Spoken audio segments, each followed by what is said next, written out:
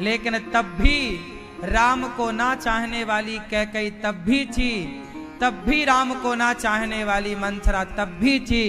आज भी कुछ लोग कैकेयी और मंथरा की भूमिका में राम को नहीं चाहने वाले लोग तब भी थे, आज भी हैं। पता नहीं क्यों कुछ लोग राम से वैर करते हैं, क्यों नहीं राम को स्वीकार करते, पता नहीं क्यों राम से वैर करते हैं। तमसा नदी के तट पर सारे लोग थके थे। अयोध्या से कुछ ही दूरी पर तमसा नदी है। तमसा नदी के तट पर बालू बिछी थी, सब थक गए, सब जाकर राम को देखते देखते वहां सो गए। रात्रि हुई, सब ने तमसा नदी घास का बिछौना डालकर राम और सीता माता सोए। महलों में रहने वाले राम घास के बिछौने में सो रहे हैं। प्रण अपने पिता का करने को श्री राम, देखो धर्म का पालन ऐसे नहीं होता। धर्म का पालन करने के लिए त्याग और बलिदान देना पड़ता है। आप सोचो कि हम कोई बलिदान ना दें, त्याग ना करें, धर्म का पालन कर लें, नहीं। धर्म का पालन करने के लिए, धर्म के रास्ते पर चलने के लिए धर्म, प्राण जाए पर धर्म ना जाए। महल गए तो गए, राम का धर्म ना जाए।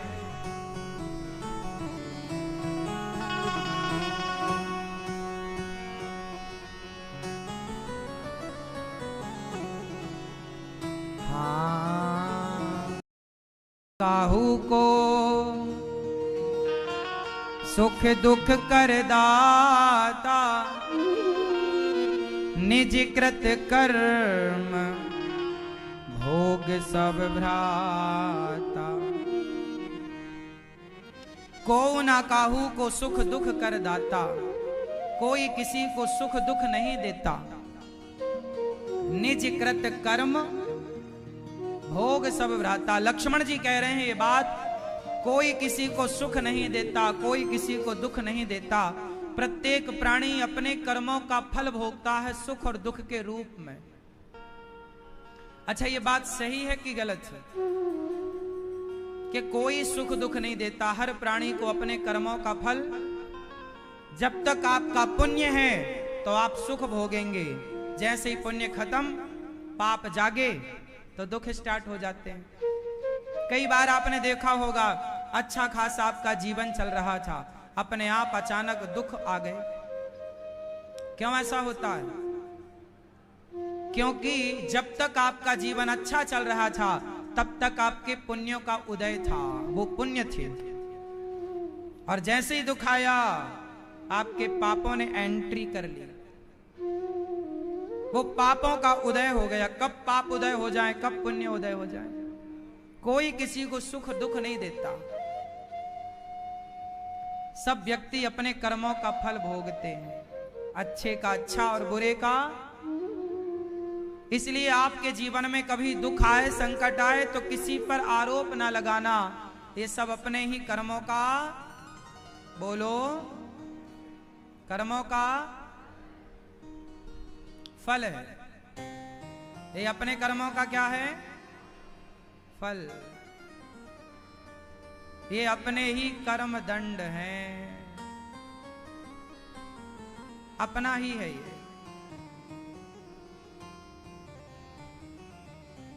कोई, जैसे आप कहते हैं ना, उनके कारण हमें दुख मिला, न देना दोष किस्मत को, विपत्ति तो सब पे आती है।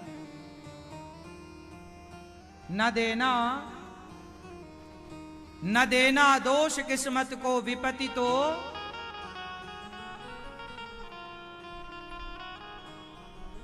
विपत्ति आई राजा दशरथ पे, राम जब जा रहे थे वन को।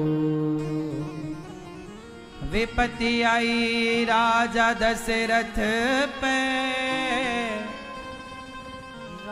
राम जब जा रहे थे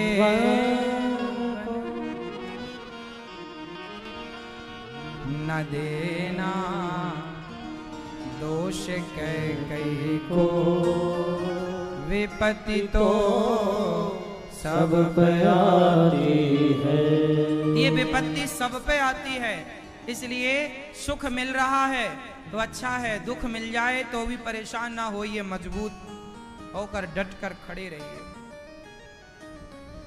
जोग वियोग भोग भल मंदा, हित अनहित मध्यम भ्रम फंदा, ये सब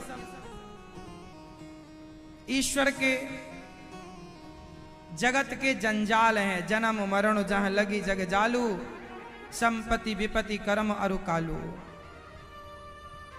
सपने हों ही भिखारी नृप, रंग को नाक पति होई, जागे लाभ न हानि कछु, तिमि प्रपंच जिय जोई।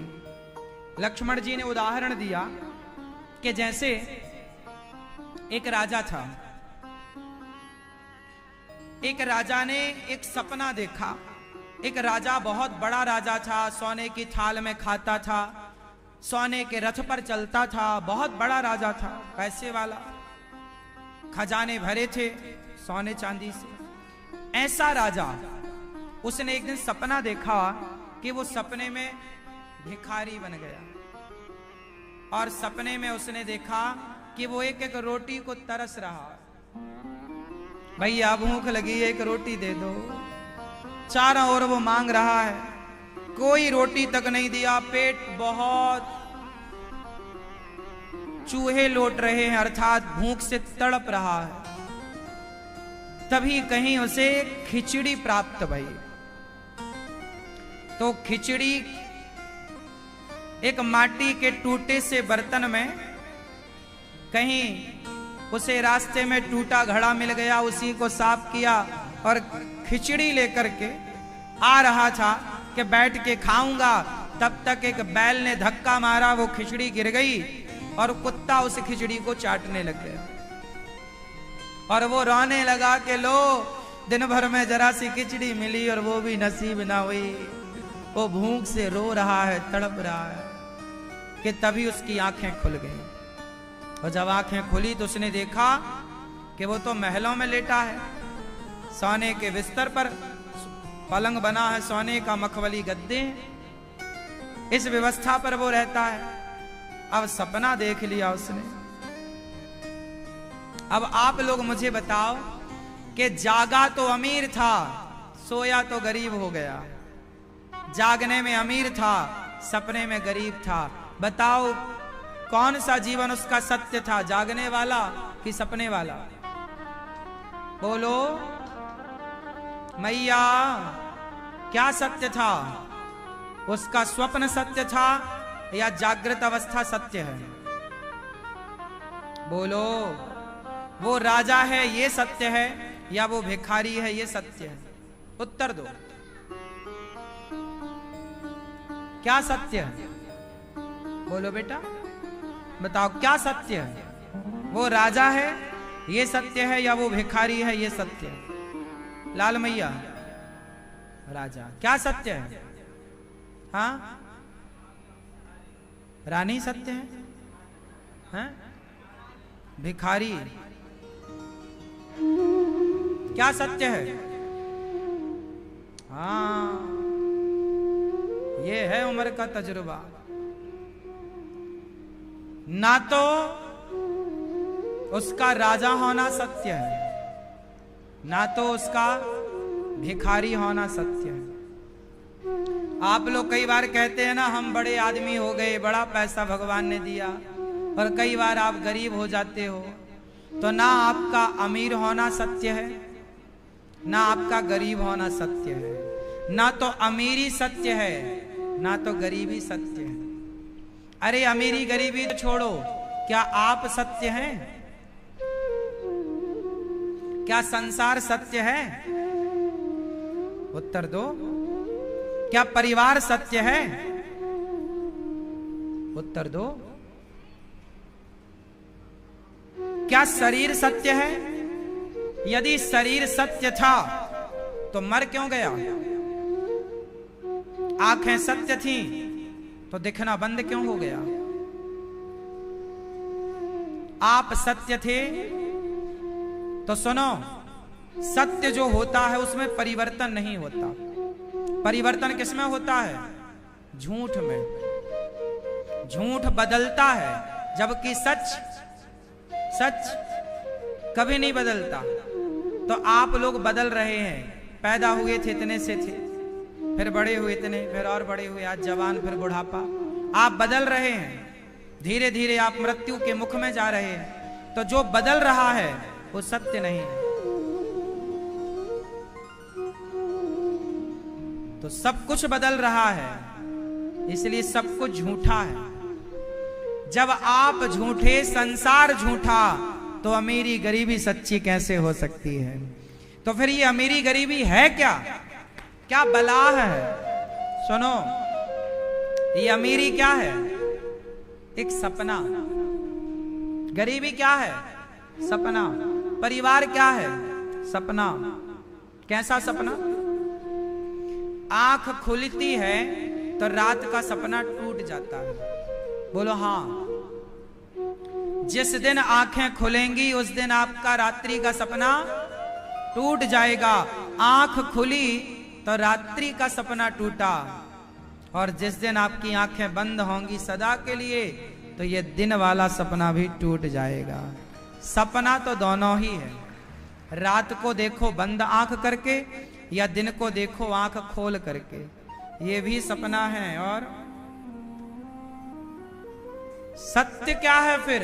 बोले सत हरि भजन जगत सब सपना। ईश्वर सत्य है, भगवान का नाम सत्य है, भगवान का भजन सत्य है। इसलिए तो कहते हैं कि राम नाम, राम ही सत्य है, बाकी सब झूठा। संसार झूठा है तो हानि लाभ, जीवन मरण सब झूठा। जानिए तवहि जीव जब जागा। आप जाग रहे हो कि सो रहे हो? आप जाग रहे हैं? आप जाग रहे हैं? आप जाग रहे हैं? आप बेटा जाग रहे हैं? आप पीले जाग रहे हैं? मैया आप लोग जाग रही हो? मैया आप जाग रही हो? मेरी माँ पीछे वाली मैया आप जाग रही हो क्या? उत्तर दो। आप जाग रहे हैं क्या? हाँ या ना? जोर से। हम सब सो रहे हैं। जागा हुआ कौन है? जो पैसा पत्नी परिवार में लगा है, ये सब सोए हैं। जागा तो वो है जो प्रभु के ध्यान में डूबा है, भगवान के चिंतन में डूबा। वो जागा है कि भाई चली जा रही है उम्र धीरे धीरे, ये समय जाएगा फिर ना आएगा। इसलिए राम को ना छोड़ो। इसलिए लक्ष्मण जी ने अयोध्या को छोड़ दिया, सुख को छोड़ दिया, राम को नहीं छोड़ा। काम करते रहो, नाम भगवान का नाम अहरनिश जपते रहो। हे प्रभु हम आपके हैं, हमारी रक्षा कीजिए। हे प्रभु हम आपके हैं, हमें स्वीकार कीजिए। कहते रहो, इस घमंड में मत रहना कि ये सब हमारा है। ऐसे ही तुम्हारे बाप दादे कह कह के सब मर गए, क्या लेके चले गए? क्या तुम लेके चले जाओगे? संग जाना नहीं है रत्ती, तुम लाख जोड़ लो।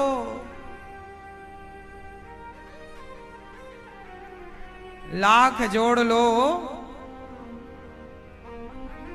पर जाना कुछ नहीं है। सच्ची बताओ क्या जाना है संग? मैया क्या जाएगा? क्या जाएगा?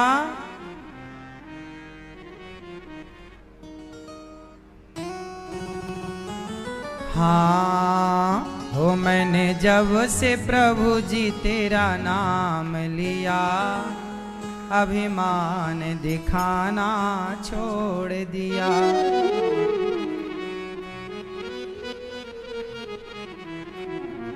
हो मैंने जब से प्रभु जी तेरा नाम लिया, अभिमान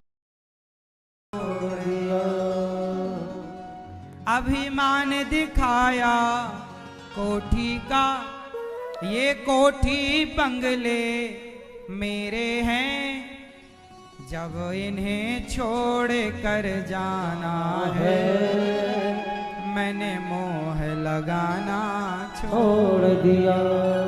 मैंने जब से प्रभु जी तेरा नाम लिया, अभिमान दिखाना छोड़ दिया।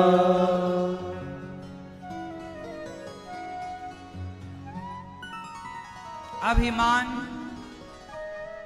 किस बात का हम करें? इसलिए जो हमारे पास है वो अभिमान के लिए नहीं है, प्रभु की और प्रभु के भक्तों की सेवा के लिए। हमारे पास जो कुछ है वो किसके लिए है? सेवा के लिए। इसलिए कहता हूं आप भी भागवत सुना करो। ये सब कुछ भगवान के लिए है, ये भी ज्ञान भागवत से ही तो होगा। इसलिए भागवत जी आप भी अपनी माता पिता को सुनवाओ। सत्संग इतना ही आवश्यक है जितना कि पानी और भोजन। आप यहां बैठे हैं ना, आपको शांति मिल रही है या मन अशांत हो रहा है? सब बताओ। शांति मिल रही है। क्यों? भगवान की कथा मन को शांत करती है। आप भी अपने माता पिता को भागवत सुनवाओ, शांति मिलेगी, जीवन की कलह अशांति दूर होगी। अभी 22 तारीख से 22 जुलाई से भागवत जी के पोथी पाठ हैं। आप भी अपनी माता पिता पितरों के लिए, पूर्वजों की सदगति के लिए भागवत जी के पाठ करा सकते हैं।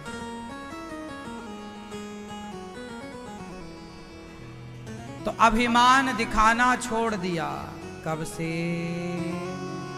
हो मैंने जब से प्रभु जी तेरा नाम लिया, अभिमान दिखाना छोड़ दिया।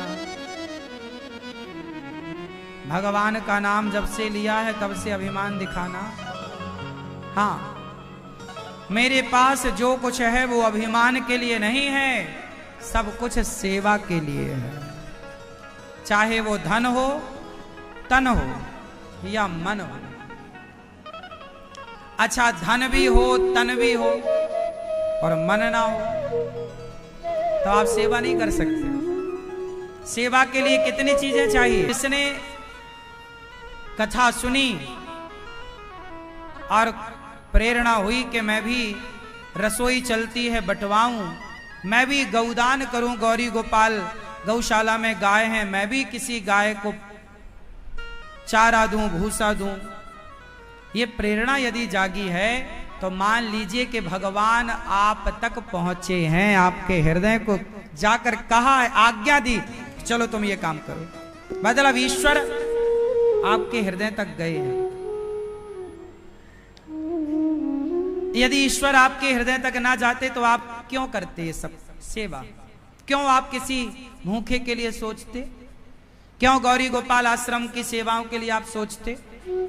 आप अपने परिवार के लिए सोचते, आप अपने बच्चों के लिए सोचते, पर आप गौरी गोपाल आश्रम में चल रही सेवाओं के लिए सोचते हैं।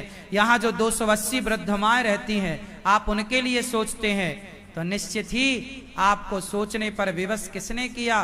भगवान ने। इससे यह पता चल रहा है आपके हृदय में ईश्वर ने अपना स्थान बना रखा है। क्योंकि बिना भगवान के स्थान होने से, बिना ईश्वर की प्रेरणा से कोई अच्छे कार्य नहीं करता। जब आपके मन में बुरा विचार आए, बुरे ख्याल आए, तो समझ लो कि ईश्वर अंदर नहीं है, इसलिए तो बुरे ख्याल आ रहे हैं। ईश्वर अंदर होंगे तो बुरे ख्याल क्यों आने देंगे? वो अच्छा ख्याल, आपके मन में अच्छा ख्याल आएगा, मैं किसी की मदद करूं, किसी की हेल्प करूं, कुछ अच्छा सोचूं, कुछ अच्छा करूं।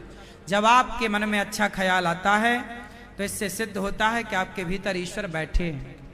आपके मन में बुरे विचार हैं, मतलब ईश्वर नहीं। जहां भगवान होंगे वहां बुरे विचार क्यों होंगे? जहां भगवान होंगे वहां तो अच्छे विचार होंगे। तो आपके अंदर के विचारों से पता चलता है कि आपके भीतर कौन बैठा है। राम की स्थापना कर रखी है अपने मन मंदिर में या रावण की स्थापना कर रखी है?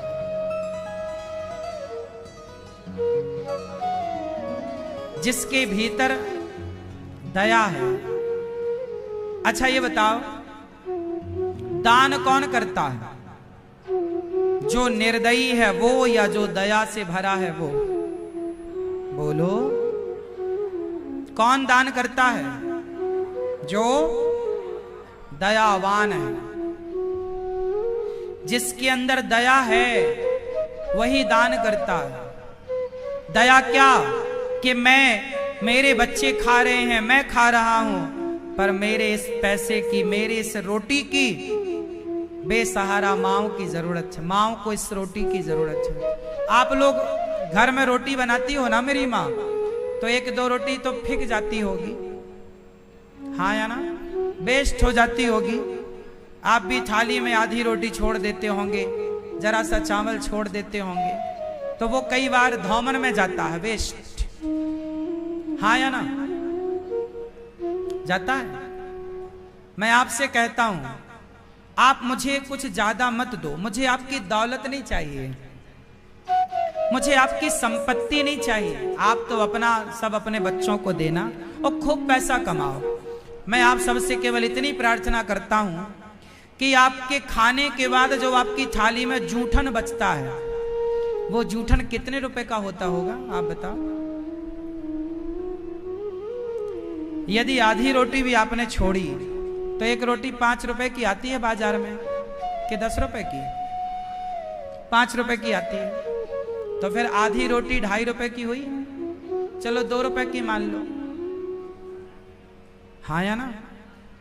तो जो आपकी थाली में जूठन बचता है वो भी कम से कम टोटल जोड़ो तो 5-7 रुपए का तो होगा। थोड़ी दाल, थोड़ी साग, जूठन में थोड़ा क्यों 5 रुपए मोटा मोटा लगाओ ऐसा। 5 रुपए का जूठन तो आप छोड़ती होंगे, हाँ या ना? हाँ या ना?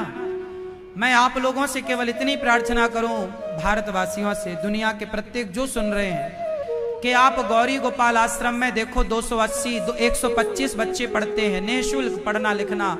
यहाँ 280 वृद्ध माएँ रहती हैं, जिन माओं का कोई सहारा नहीं, उन माओं को यहाँ रहना, खाना, पीना, चाय, नाश्ता, दवाई सब फ्री।